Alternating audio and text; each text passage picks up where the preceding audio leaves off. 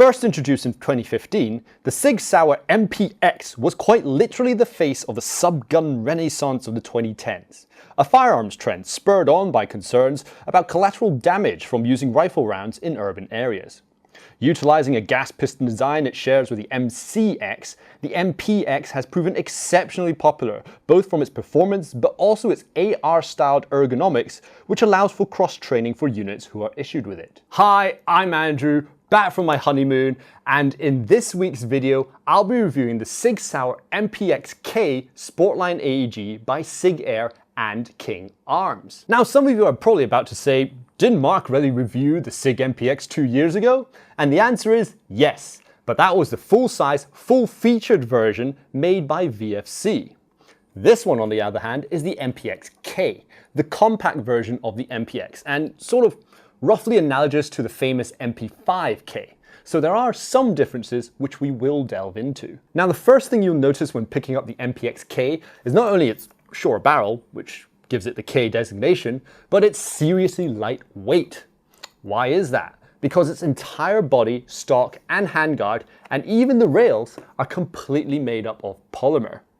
This may disappoint many purists, but then again, they're not this gun's intended audience, because at just $189 US, the MPX-K is literally one of the cheapest SMGs we have in our inventory, full stop, and is a full $300 cheaper than the VFC MPX.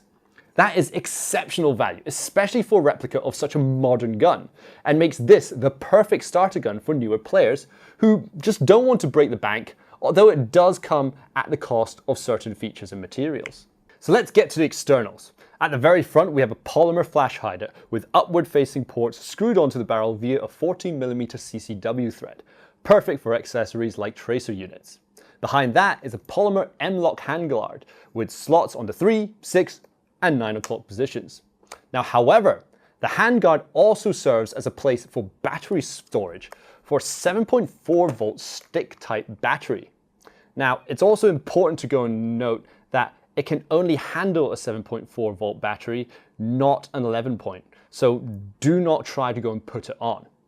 It's also important to note that the battery itself doesn't actually have anything retaining it inside. So the only thing that keeps the battery inside is the stiffness of this connection wire. So do remember to stick it really deep inside the receiver to avoid it falling out in game.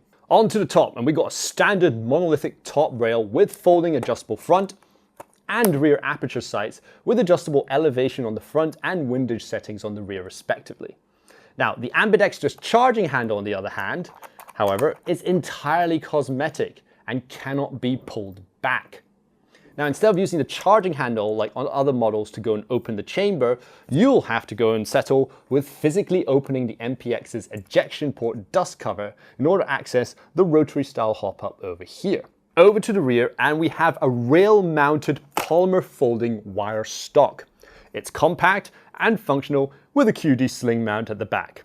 Though the shortcomings of the use of polymer do unfortunately come into view, as the stock is just quite a little bit bendy, which is not something you want for something you're actually bracing against your body over here. So that does leave a little bit to be desired for. Over to the lower receiver, and the form and function of the MPX is both fully ambidextrous but also deliberately made to be similar to the operation of the AR-15 series of rifles, with the selector switch, magazine, and bolt release being in the familiar places. Now, in both Airsoft and the real MPX, this fantastic design decision means that anyone familiar with the AR platform will be able to instantaneously transition over to using the MPX with almost no effort at all. The King Arms MPX-K also comes with a polymer 100 round mid-cap magazine. However, do note that unfortunately, these King Arm magazines are not cross-compatible with the more expensive VFC MPX AEG and vice versa. It's unfortunately one of the most disappointing things about this gun. So the SIG Sauer MPX-K Sportline by King Arms is a solid subcompact subgun that is also wildly affordable. But how does it shoot? Let's head to the range and find out. And now for the chrono. As usual, we'll be firing 0.2 gram BBs.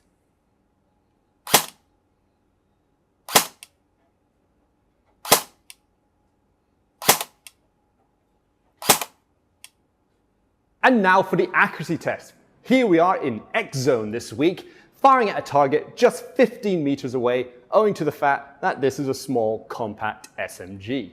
So let's get to it. Right. Range is hot, and let's go.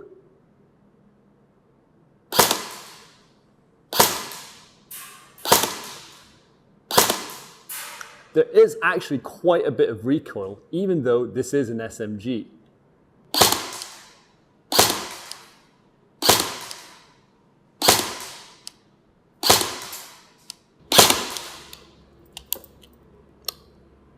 Wow. You know what? I quite like it, despite its plastic nature. As I mentioned earlier on, because this is made of full polymer, there is a significant sort of like vibration and recoil when you fire it because it is so incredibly light. Ergonomic wise, it's fantastic. Easy, reachable, AR style controls. You really can't go wrong. Overall, it is pretty impressive, especially for the price it is.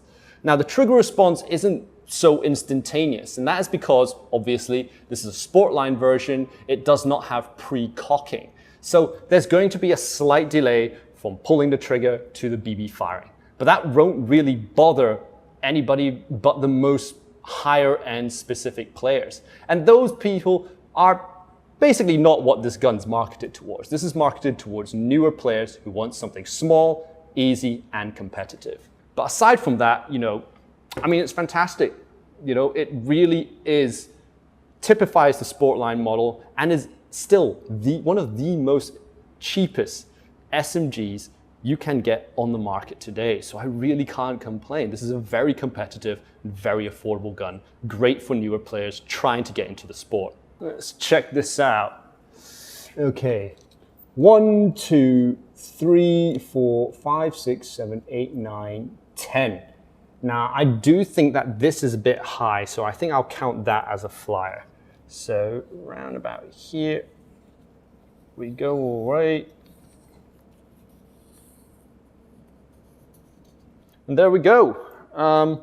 Overall, it's really not the most accurate gun we have in our inventory, but for what it costs, and it being a Sportline version, it's perfectly okay for almost all CQB areas.